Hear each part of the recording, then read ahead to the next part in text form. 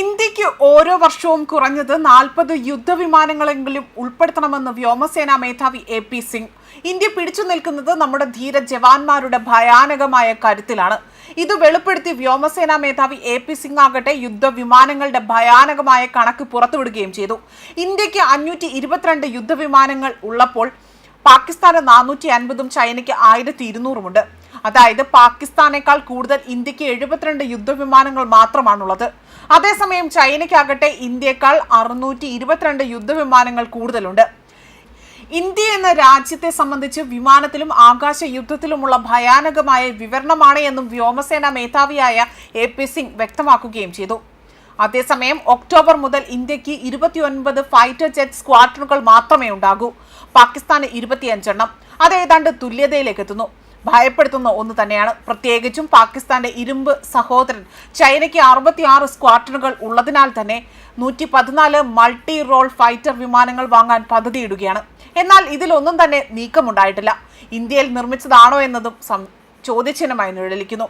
തദ്ദേശീയമായി നിർമ്മിച്ച തേജസ് light compact എയർക്രാഫ്റ്റുകൾ പാകിസ്ഥാനേക്കാൾ ഇന്ത്യയുടെ വ്യോമ മേധാവിത്വം നിലനിർത്തുക എന്നതായിരുന്നു മഹത്തായ ഒരു പദ്ധതിയായി പറയുന്നത്.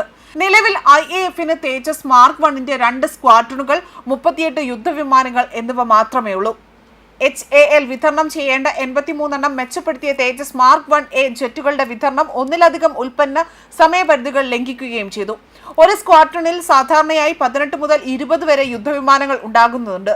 2 മാസത്തിനുള്ളിൽ ഇന്ത്യക്ക് 522 യുദ്ധവിമാനങ്ങൾ ഉണ്ടാകും.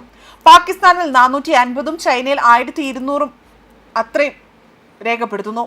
ഇന്ത്യ എല്ലാ വർഷവും കുറഞ്ഞത് 40 യുദ്ധവിമാനങ്ങളെങ്കിലും ഉൾപ്പെടുത്തേണ്ടതിന്റെ ആവശ്യകതയെക്കുറിച്ചാണ് ഇപ്പോൾ വ്യോമസേനാ മേധാവിയായ എ.പി. സിംഗ് ഇവിടെ വ്യക്തമാക്കിയിരിക്കുന്നത്. നിലവിൽ അത് അസാധ്യമായതിനേക്കാൾ മോശമായ അവസ്ഥയിലേക്ക് എത്തുകയാണ് ചെയ്യുന്നത്. ഇന്ത്യ അതിന്റെ കഴിവുകൾ മെച്ചപ്പെടുത്തിയില്ല എങ്കിൽ പഴയ യുദ്ധവിമാനങ്ങളായ മിറാഷ്, ജാഗ്വാർ, മറ്റ് മിഗ് വകഭേദങ്ങൾ എന്നിവയിലുള്ള കൂടുതൽ സ്ക്വാഡ്രണുകൾ ഘട്ടം ഘട്ടമായി നിർത്തലാക്കുമെന്നത് വളരെ ആശങ്ക ഉളവാക്കുന്നു. 10 വർഷത്തിനുള്ളിൽ തന്നെ പാകിസ്ഥാനുള്ളത് അത്രയും തന്നെ ഫൈറ്റർ സ്ക്വാഡ്രണുകൾ ഇന്ത്യയിൽ ഉണ്ടാകണമെന്നും ചില വിദഗ്ധർ വ്യക്തമാക്കുന്നു. ഈ ആശങ്കയ്ക്ക് ഏറ്റവും അടുത്ത കാരണം വ്യോമസേനയുടെ അവസാനത്തെ 2 MiG-21 സ്ക്വാഡ്രണുകൾ ഘട്ടം ഘട്ടമായി നിർത്തലാക്കുന്നത് എന്നത് തന്നെയാണ്. എന്നാൽ വലിയ കാരണങ്ങൾ വർഷങ്ങളായി തന്നെ നിലനിൽക്കുന്നുവെന്നും റിപ്പോർട്ടുകൾ സൂചിപ്പിക്കുന്നുണ്ട്.